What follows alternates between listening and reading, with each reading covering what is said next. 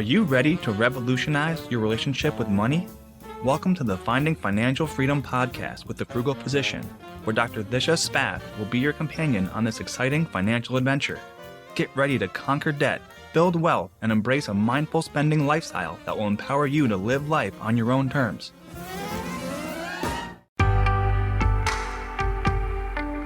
Pearson Ravitz' story begins with Dr. Stephanie Pearson, a passionate OB-GYN at the height of her career. But then, a shoulder injury struck during a precipitous delivery. Her dreams were shattered, leaving her unable to practice medicine. Determined to make a difference, Stephanie became an advocate for her peers, guiding them through the complex disability process. Alongside insurance expert Scott Ravitz, Stephanie founded Pearson Ravitz, a company determined to approach insurance differently. Together, they set their mission to educate and empower physicians to protect their most valuable asset, their income, and the most important people in their life, their family. Today, Pearson Ravitz serves the medical community in all 50 states. At Pearson Ravitz, they understand the unique concerns of physicians. Physician-founded and physician-focused, Pearson Ravitz builds human connections before they create quotes. Life can change in an instant. It's hard to imagine that a sudden illness or injury could leave you and your family in a devastating financial situation. But with a little planning and guidance, you can prepare for every possibility. Visit PearsonRavitz.com to schedule your consultation with a Pearson Ravitz advisor. Welcome to another episode of Finding Financial Freedom with the Frugal Physician. I'm your host, Dr. Disha Spath. Today, I'm thrilled to welcome a very special guest, Dr. Brittne Halford, an internal medicine physician, a money coach, and the co-host of the Wealth-Minded MD podcast. Originally hailing from Flint, Michigan, and a proud alumna of the University of Michigan, Dr. Halford has not only impacted the world of medicine as a dedicated hospitalist in Boston, but has also mastered the art of managing money, empowering early career women in healthcare to find joy through savvy financial strategies.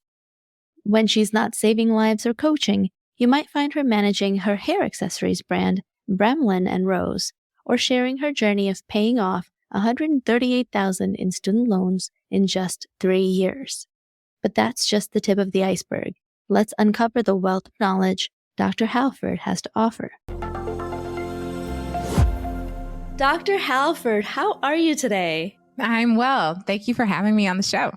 Thank you for being here. I'm super excited to hear your story. I've heard bits and pieces of it, but I really want to dive deep into how you became who you are, this amazing woman who's doing medicine and entrepreneurship and just, helping so many people along the way. So Brittne, can you start off by telling us who you are, where you're from, and what made you? I'm Brittne Halford. I am from Flint, Michigan, and that really has shaped who I am and I think how I see the world. And I probably would still have this vision of the world and how I treat people and how I see money and all of these things if I were displaced somewhere else in another state with the same parents. So I'm from Flint, Michigan, and I am currently an internist in Boston. I am a mother of 2 small children that keep me very busy. I'm married to a physician. My husband's a psychiatrist. And on top of medicine, I am a financial coach for women. We also have a podcast, the Wealth-Minded MD podcast that I host with Dr. Alicia Taylor, and just doing so many things. We have a hair accessories brand. So we are very busy over here, and I'm still figuring out how to manage it all well, but that is an ongoing discovery.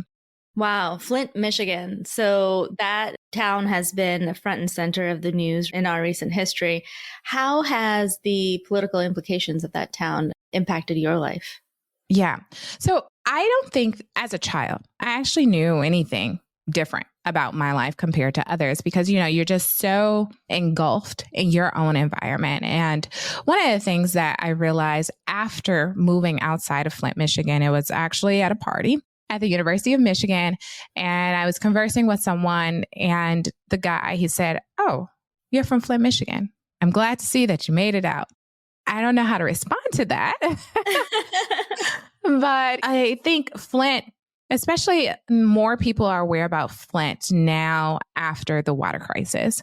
And the destitution and the impact of that still remains. And we're going to see that play out over decades because we know that the children who were exposed, right? Pediatricians have checked lead levels for a reason for an extended period of time. Like this is not a new development that lead can be toxic to the development of your brain. So the neurotoxicity, we're going to see how that plays out. And it's really unfortunate. And we can talk about my views on that on another podcast if you want, or after the podcast.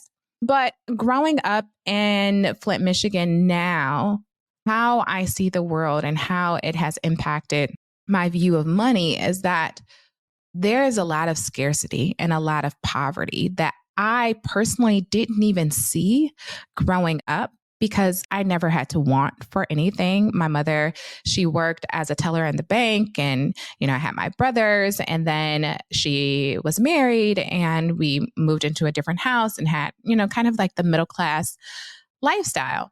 But what I didn't realize is that we were actually growing up under the poverty line. And my mother hates for me to say this, but I did some like reverse calculations and she just managed money so well. And she was able to make meaning out of so little. And so I think I really learned that from her of how to be frugal, how to appraise the opportunities for what I desire. But also what I see now is that a lot of her decisions were based upon cost, whether or not she could afford it or not. And even though she's like in a different tax bracket, it still plays into how she makes money decisions and how I also make money decisions. So I think that that's probably the biggest impact. And it could be growing up in Flint, Michigan or growing up elsewhere, but just having an environment where there's that scarcity mindset and how that impacts how you value the decisions that you make. Absolutely. I mean, it's not that where you grow up, it always stays with you. And whether you completely rebound and do the exact opposite, or you appreciate the good portions of, I think the more balanced view of it is to appreciate the positive things that you learn from that experience, and then also identify what you want to take forward from that experience and what you don't. And it sounds like your mom did an excellent job of making $1,000 feel like $10,000 by making really wise money decisions. You identified the scarcity mindset, and usually that is not something people want to carry forward. Tell me how your current life incorporates the frugality from your past without the scarcity. I can say the scarcity is still there to some degree. I see it coming up, and now I have an awareness, and sometimes that awareness is not always in the moment. But now, because we have been so diligent and strategic in how we have saved, I try to think about what is the worst case scenario. So if I want to do something, say I want to fly first class and I see the cost and that dollar sign, I'm like, is this a good use of my money? Maybe not, but is it something that I want and desire? Like how will this benefit me? What are the implications of this? Like, what will I sacrifice potentially, or what am I not going to be able to do by making this decision? It's a little bit more rational. And I may still choose not to fly first class because I'm like, well, if I pay this amount, then I won't be able to invest in a Roth IRA or do my back door. I mean, usually it doesn't come to that. Usually it's like nothing. It's just like, I'm going to lose out on a couple of coffees or something like that. Like, it's not a big deal.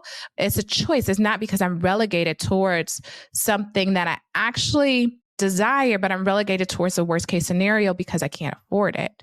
And now I have that active decision making that incorporates the value to me and not only look at the cost. I still go back to Flint, Michigan, by the way, because my parents still live there. So when you think about Flint, like, there's a lot of love there. There are so many people that have supported me and invested in me and created me to be this woman who I am. So whenever people say that, I'm just like, I don't know. I think that because of how media portrays certain cities and how media in general, we highlight the negative aspects of things, but there are actually a lot of positive things coming out of Flint. So I just wanted to clarify that. so that no one feels like, oh, it's just horrible and Brittne like hates her childhood. No, I actually really, really appreciate my childhood, and I'm very grateful for everyone who's there and for my family who's still there. And it's unfortunate that society does not feel the same way. Yeah, I can totally relate to that. I actually practice medicine in Hoosick Falls, New York, which is very similar to Flint, Michigan. Do you remember that movie, Aaron Brockovich? Mm-mm. Oh my God, I'm so much older than you. Now I'm going to have to Google it. It was a movie about water poisoning in New York, and the compound was PFOA, which increases the risk of cancer. But that was being leached into the Hoosick Falls water and is still an issue. So the movie was made about towns like Hoosick Falls, and I think also Hoosick Falls. I might be making that up, but I'm pretty sure. To, echo what you're saying, sure, there's a lot of poverty. There's a lot of sickness in this town because of the water pollution, but there's also a whole lot of community, just people supporting each other. It's a rural place, everyone kind of each has each other's backs, and adversity creates community. I really saw that in Hoosick Falls too. And it kind of gets a bad rap in this general area of Saratoga, but I really loved working there and loved working with the people there. I can definitely relate to that. So you were talking about, frugality by choice. I don't know if you're aware, but the Frugal Physician's tagline is frugal by choice, wealthy by design. And I'm 100% with you that it feels less scarcity mindset when you're making the choice, right? You're considering, what can I do to make my life better? Is this big spend actually going to make my life better? Or is it actually going to make my life worse, right? For the foreseeable future, Josh and I have decided not to fly first class with the kids. And it's not because we can't afford it. It's not that we couldn't do it. It's that we don't want to for several different reasons. One being, I don't want my kids to be those first class kids. Like, we made the mistake of flying first class once. And now every time we go on a plane, they're like, Mommy, are we taking a left or a right when we get on the plane? I was like, oh my God, I don't want you to become those kids, Yeah. It's a challenge because we want our kids to have experiences that we didn't have, but then you also don't want them to be brats. Exactly.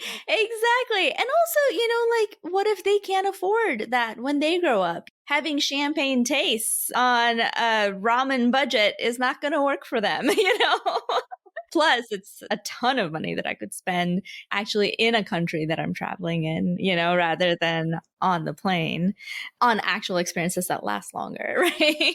Exactly. I think that's probably a challenge for many of us. My husband and I have spoken about this as well, because I want to raise children who will be financially responsible. I want to have children who will have the grit. Like, okay, if you don't have it handed to you, then you're going to go out and create it. I want your brain to be creative about how to work through this problem instead of it just being delivered to you on a silver platter.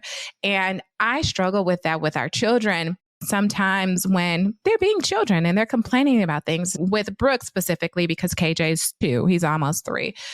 But it's a walk through.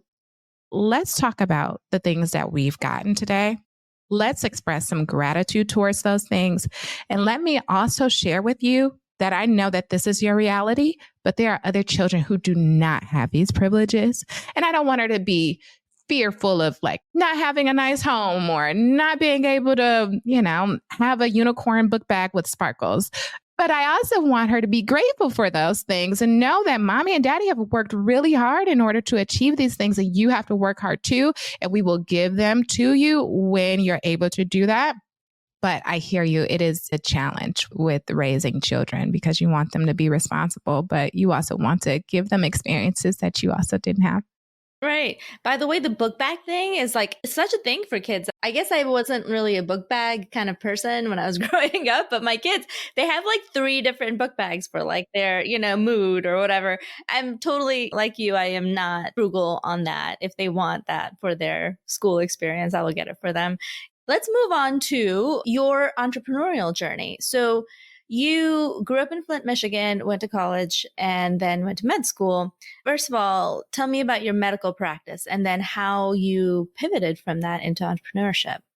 So as I was thinking about this question, I don't know if it's necessarily a pivot. And reflecting on my journey to entrepreneurship paralleled with my journey in medicine, I think. As a child, I was always very creative. I can recall acutely when I was in high school, I was looking for a job. I couldn't find a job. I actually created a job and I pitched my program as like a cheerleading program to the elementary schools in the city. So I've always had an entrepreneurial spirit. And I think part of that comes from the frugality that my parents may not have had enough money to buy said thing that I desired, but we were able to create it in some way. And as I navigated through medicine, Northwestern for medical school, WashU for residency, while in residency, had my own little hustles of like selling things and like reupholstering and revamping furniture. But I like to do it because I love the creativity. And I think most of the entrepreneurship has been birthed from me trying to solve my own problems. And in medicine, also, I think that there's a problem of burnout. And there are times in which I feel that I love being at the bedside and being able to care for patients. I love teaching. And I know that in order for me to do that well, I need to have a release. And so the entrepreneurship has allowed me to have a release that gives me a bit more creativity. So I've done things, Disha, from after residency as part of a startup, which I was basically helping to start up a co-working space for women who had children.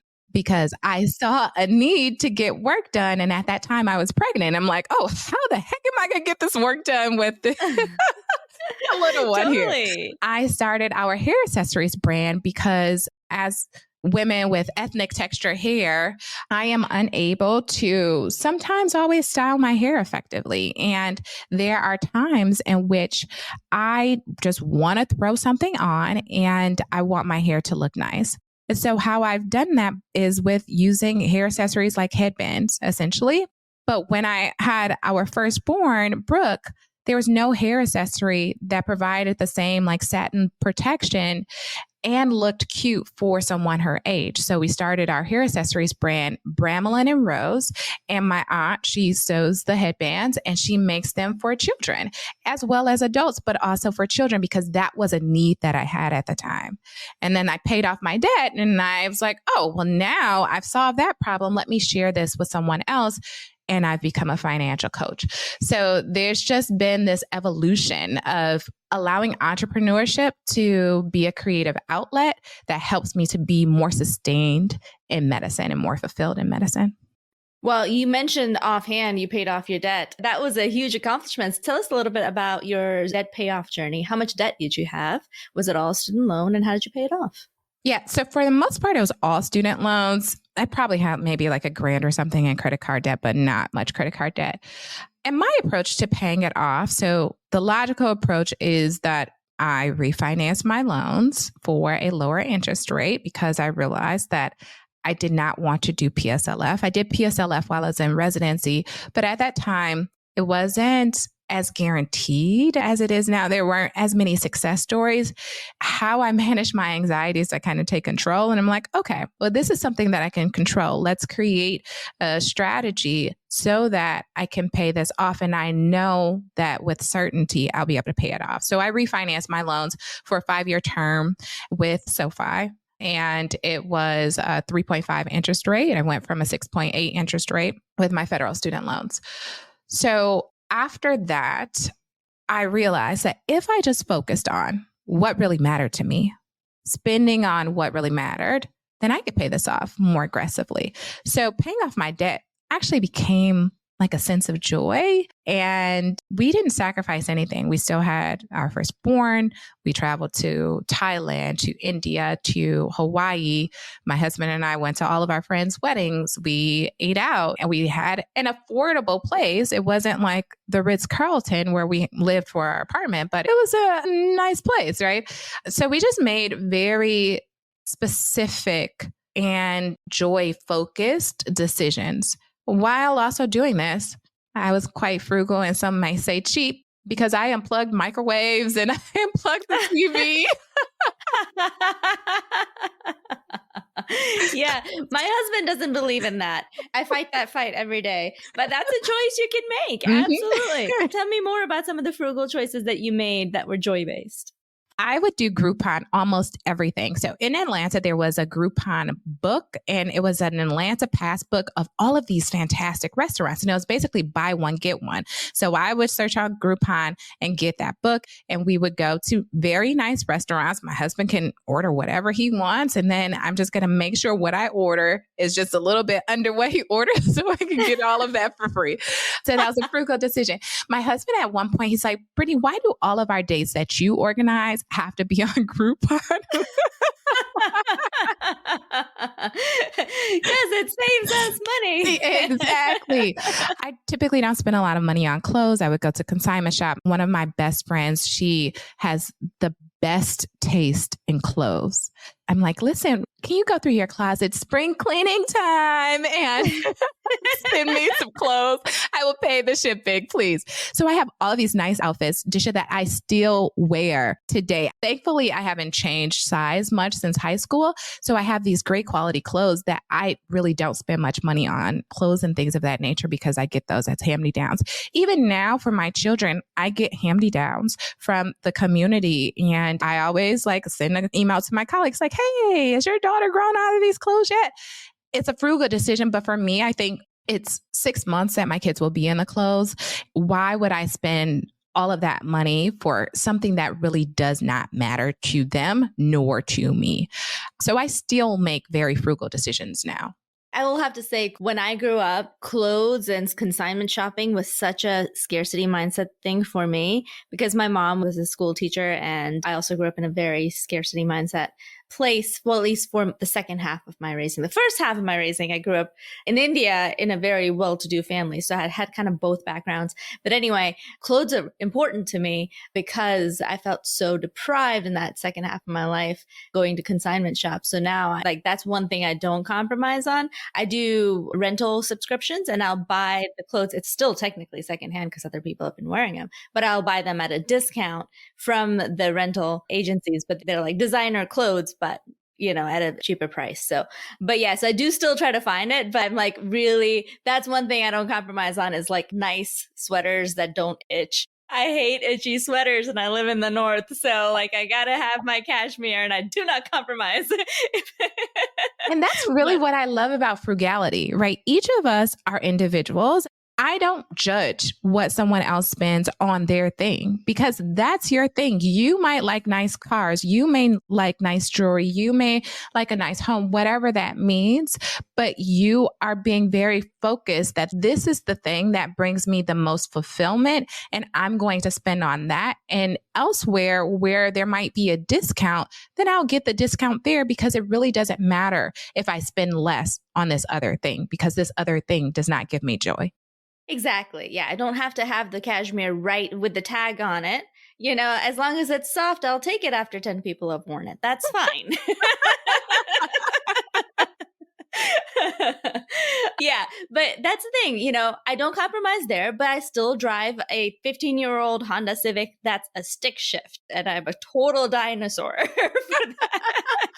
So I think my car actually got you beat. I drive a 2005 Saturn Ion. Girl. Do they still make parts for that?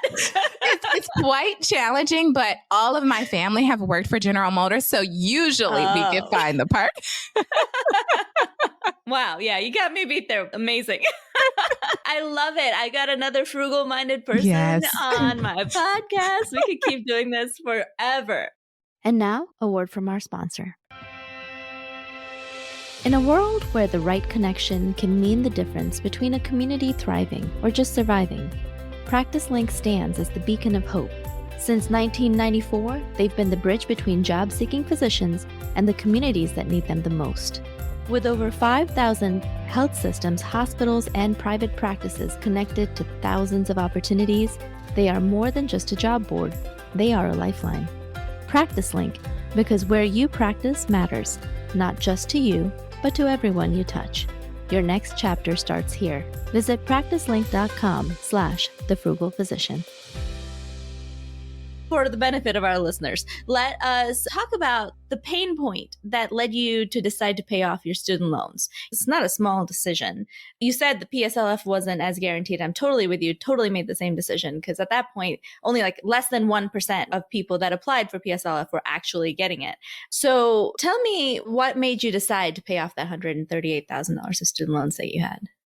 I think it was anxiety. I think it was also when you come from an environment where there are others who would be depending on you. I did not want to carry that burden forward because I knew that interest could accumulate and could balloon in a way that wouldn't afford me the opportunities to do everything else that I wanted to do. I knew that I needed to be kind of this beacon of hope for my family, this financial stability for my family. And also there was this strong desire to pay it forward. As I mentioned, there are so many family members, persons in my lives who've made me who I am. And I am so eternally grateful for them. And I know or knew with the debt that it would preclude me from some opportunities that I wanted to pursue. So it was a little bit about like trying to control some anxiety, having an opportunity to pay less over time, like literally with student loans. That is the name of the game. You can go with forgiveness, but the goal is to overall pay the least amount over time. And I also did not want to have the hassle of verifying my income with someone else, to have this income-driven repayment, which is a fantastic option because it allows for the student loans to stay within an affordable range for many individuals. But say, for example, I wanted to go and, have something where I made $500,000, $600,000 a year. I didn't want to have to make that a consideration. And so it was a lot of freedom also that was built into the decision that I want to have the control. I want to be able to afford opportunities in the future.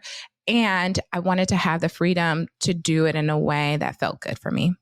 Yeah, absolutely. Freedom is a big key piece of why debt payoff is so important. You can make the choice instead of the money making the choice for you and the financial situation making the choice for you. So absolutely. So when you paid off your student loans, how'd you celebrate? When I paid off my student loans, so that was in May 2019, I believe.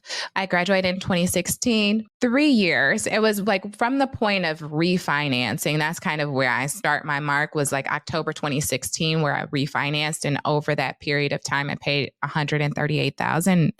And honestly, we were in Boston. I had a new baby, so I'm not sure what I did. No big celebration on this end.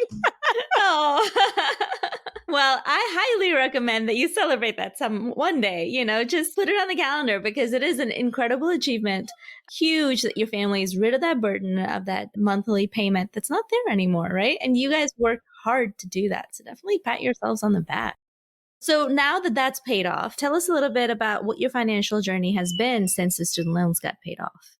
Yes. So the financial journey has been beautiful, completely filled of joy. And why I say joy is because when you think about joy, it's not like happiness. I think happiness could be circumstantial, but joy is where you can find fulfillment in the moment, even when something is not as planned, even when something is going wrong. So I say all of that to say that my financial journey has not been all rainbows and unicorns. It has been filled with some moments in which I've made bad money decisions and I've had to face those money decisions.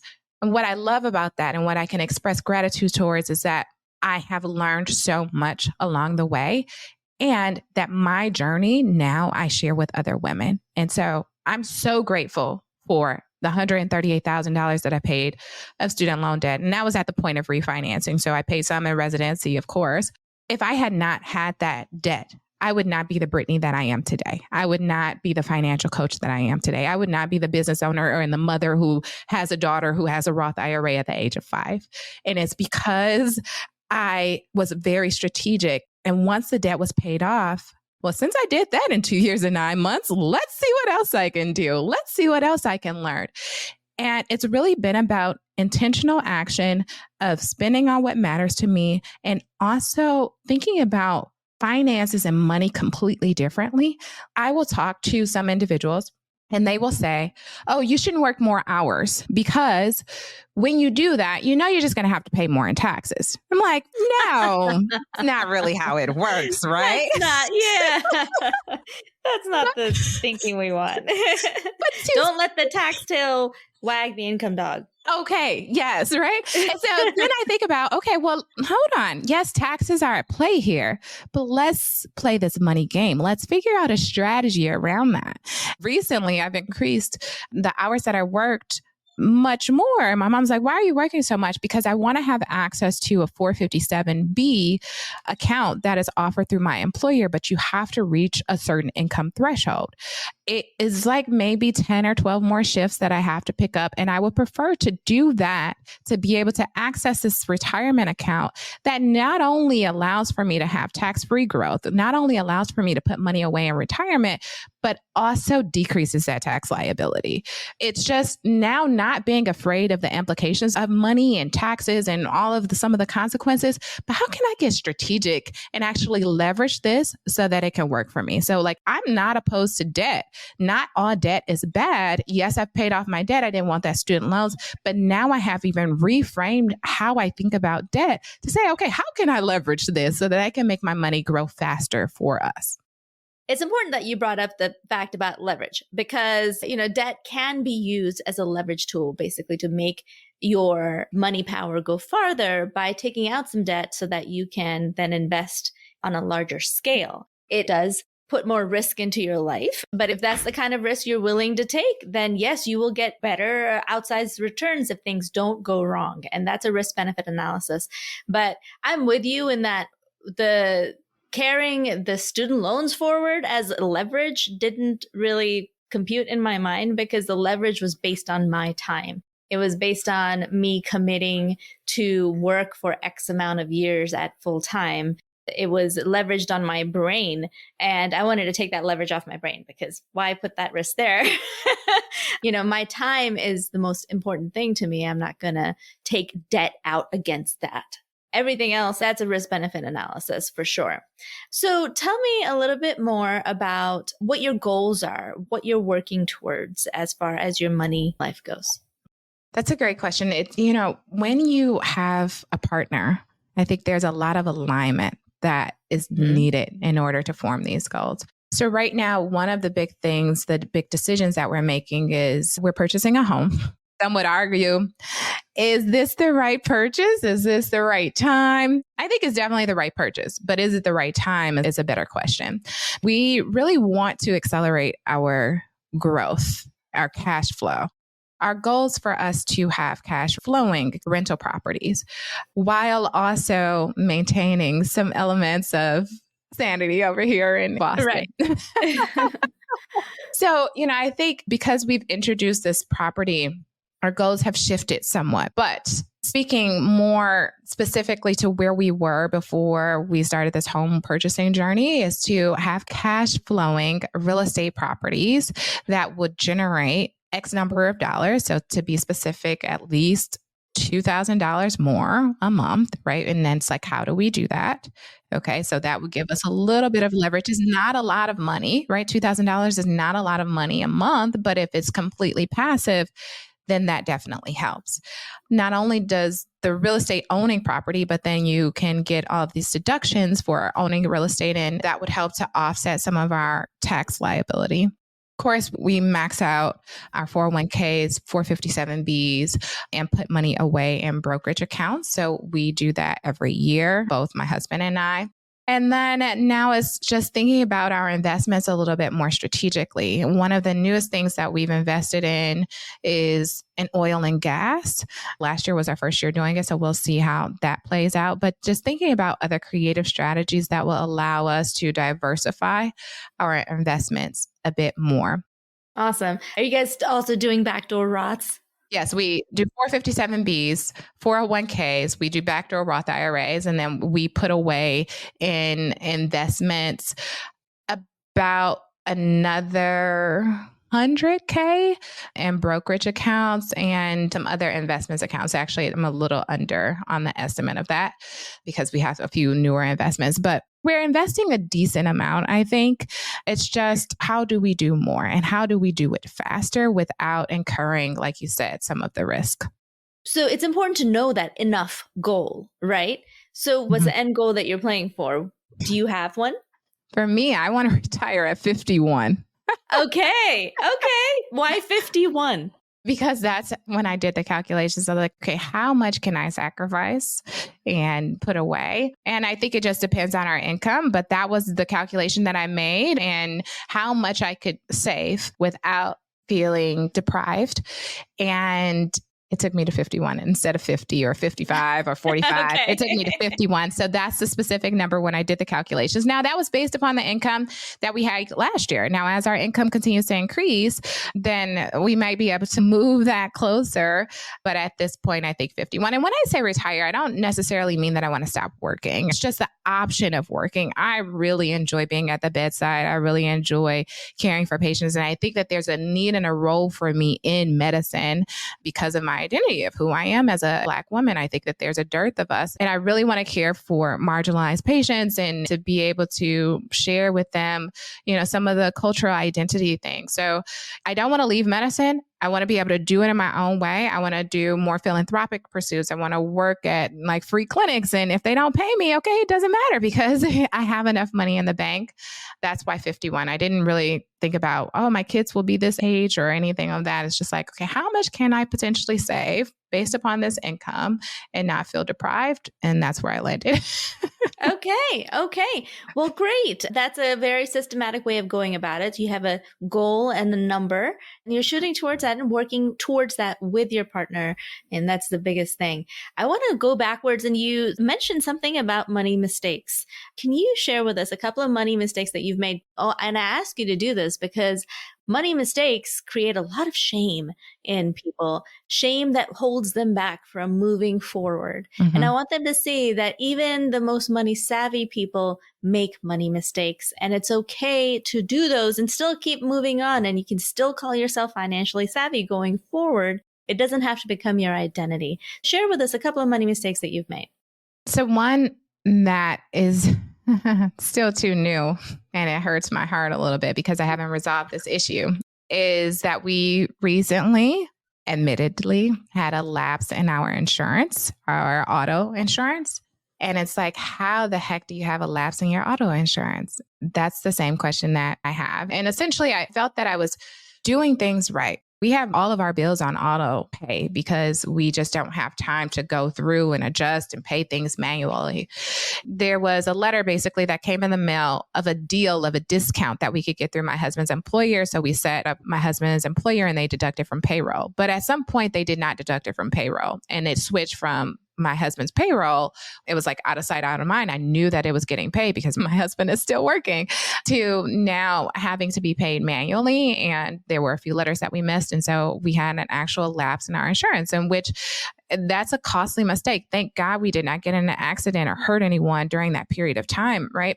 But it cost us about $2,000 to $3,000 more than what we were previously paying for our annual plan.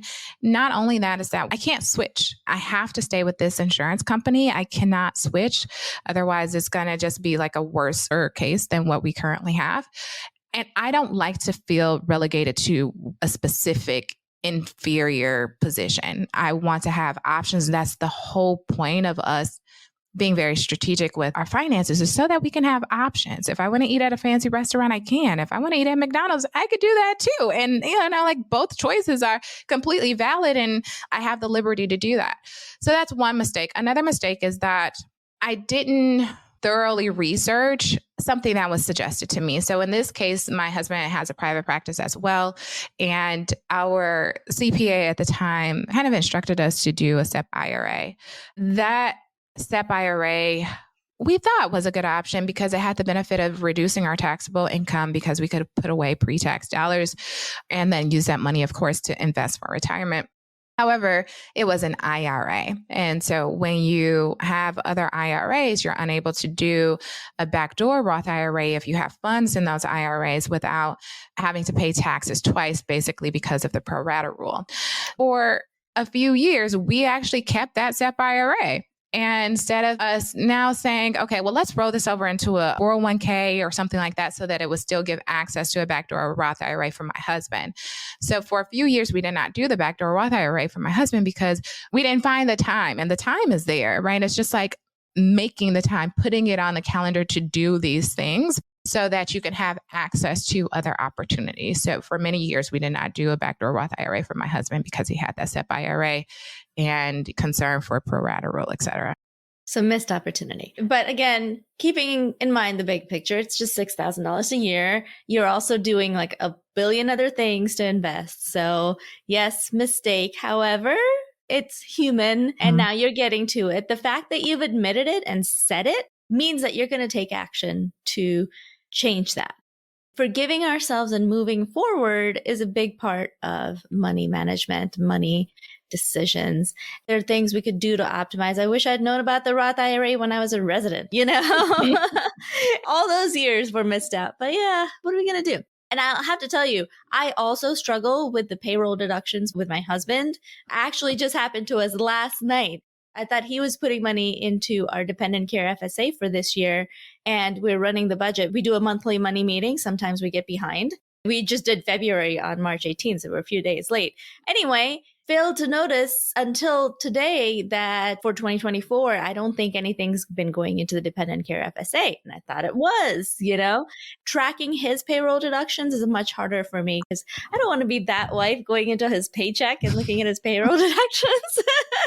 So I leave that to him, He's been busy and whatever. So like things happen. Even when you're good at managing money, sometimes you make mistakes and it's okay. You can recover from that and move forward. It's fine. But yeah, in the moment, it feels like a huge thing. Like, how the heck, I'm supposed to be a money expert. How are we not funding our dependent care FSA? Yeah. I think for most mistakes, it is circumstantial. It's not because you don't have the expertise and the awareness. It's because there are other things in life that sometimes we allow to have priority. And so it's a reevaluation of what is taking the priority, what is taking my attention so that I cannot do these very important but unurgent tasks. And oftentimes, I love Stephen Covey's 7 Habits of Highly Effective People, by the way. Yes. And he says like in his quadrant, like most of the time we're doing like these urgent and unimportant things. So how do we start to shift our time so that we can have that focus? Because you have the awareness, right? It's just like, okay, now what are we doing? How do we make sure that we can do this every month? And I'm right there with you, Disha, getting 2 physicians together, not only just getting us together, because of course we get together often, but it's like, do we want to actually get together and have this money conversation when we could be doing something else? And it's like, how do we make this more pleasurable for us, more meaningful for us? Because we know that it's definitely important. It's just finding the energy and setting aside the time. Yeah, setting up systems, however it works for your family. For my family, it works best if we sit down together and go through it together because there's so many things we find. Like we also just found yesterday that the security system for one of our rental properties jacked up our rates by $20 a month without telling us. We actually let it slide for 3 months and just noticed it. And we were able to call them and be like, what the heck? And they lowered it back down and gave us a refund. The stuff like that, little things like that come up all the time. And people try to bump up rates automatically for no reason on you all the time. And it takes that one phone call, but it's important. So for us, that is a huge ROI that we make the chance and we make the time to sit down and have a money meeting at least once a month. At worst case, once a quarter, but once a month keeps us on track. So that's where we choose to invest our time. Where you guys choose to invest your time, our listeners, it's totally up to you. But like Brittne said, it's the choice. When you have the financial wherewithal, you can make the value-based, joy-based choices that you want in your life. And that's what gives us the power to continue to move forward, knowing that we've made mistakes, acknowledging that we made mistakes, but moving forward anyway. And that's how we'll get to our goals. Definitely. Well, thank you, Brittne. Thank you so much for your time. And I really, really appreciate you coming on. I can't wait to hear more from your podcast, more from all of your entrepreneurial endeavors. And good luck to you in your medical career as well. And hopefully we'll be seeing a lot more of you in the future. Thank you, thank you, thank you. And please check out the Wealth Minded MD podcast as well. And Disha, I look forward to having you on our podcast. I have talked to Leisha about it, but I'm sure she'll be cool with it because she was just on with you. So yes, we definitely have to have you on our podcast as well. I would love that. Thank you so much. Wow, what a treasure trove of insights and strategies from Dr. Brittne Halford. Brittne, thank you for sharing your journey and wisdom with us. To our listeners, remember, the path to financial freedom is as unique as your fingerprints. Inspired by Brittne's journey, I encourage you to take that first step, be it paying down debt, investing for your future, or maybe even starting a Roth IRA for your little ones. To connect with Brittne and dive deeper into her world, follow her on Instagram at Brittne Halford and her podcast at Wealth Minded MD. For more tips, tales, and tactical advice on achieving financial freedom, keep tuning in to Finding Financial Freedom with the Frugal Physician. Until next time, keep counting your blessings, not just your pennies. Stay frugal, y'all. Now, a final word from our sponsor. At Pearson Rabbits, they understand that life can change in an instant. It's hard to imagine that a sudden illness, injury, or catastrophic event could put you and your family in a devastating financial situation. Physician-founded and physician-focused, Pearson Rabbits builds human connections before they create quotes. Visit www.pearsonrabbits.com today and embark on your journey to safeguarding your future. The content shared on this podcast should not be taken as individualized financial advice. We are here to share our knowledge and experiences, but it is crucial to consult with professionals such as accountants, financial advisors, or attorneys who can provide personalized guidance based on your specific needs.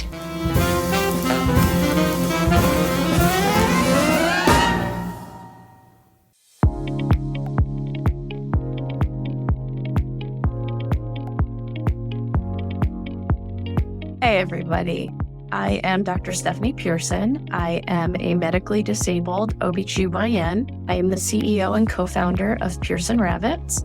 We are an insurance brokerage firm that specializes in disability and life insurance. Insurance doesn't have to be so complicated or confusing. I'm here to help simplify the complex navigation that is disability and life insurance. So grab a drink, coffee, tea, water, whatever you want, and come along for this journey.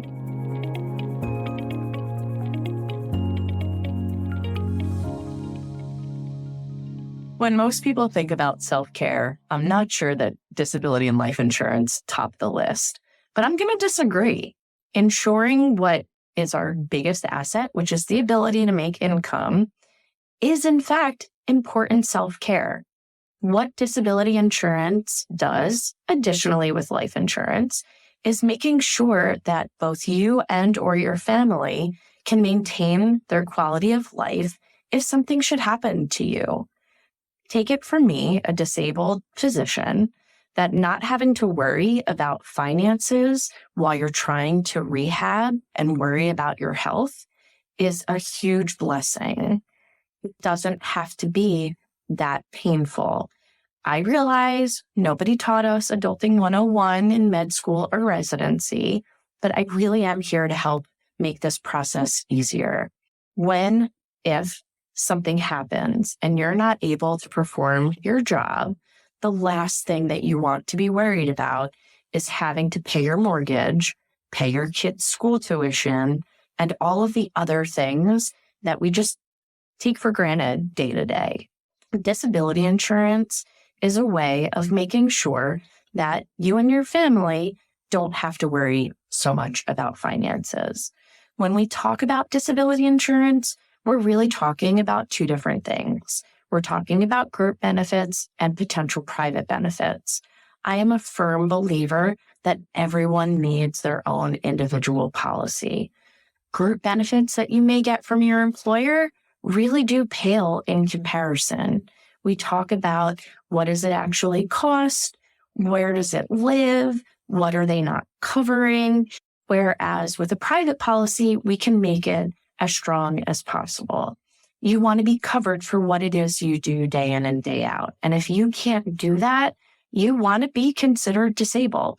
I don't consider myself a disabled human. I consider myself a disabled OBGYN. It's really important that you start looking at this when you're in training. You're never going to be younger. It's never going to be cheaper. Hopefully, you're never going to be healthier. I know that everyone tells us to go to the gym, take a yoga class, try meditating. I have to be honest, this is a true, real form of long-term self-care. You're protecting your biggest asset, the ability to make money. Remember, what we do today has an effect on tomorrow. I am Dr. Stephanie Pearson, here to help demystify the complex world of insurance. If you have any questions or need coverage, please don't hesitate to reach out. We can be found at www.pearsonrabbits.com. Stay well and remember to take care of yourself and your friends.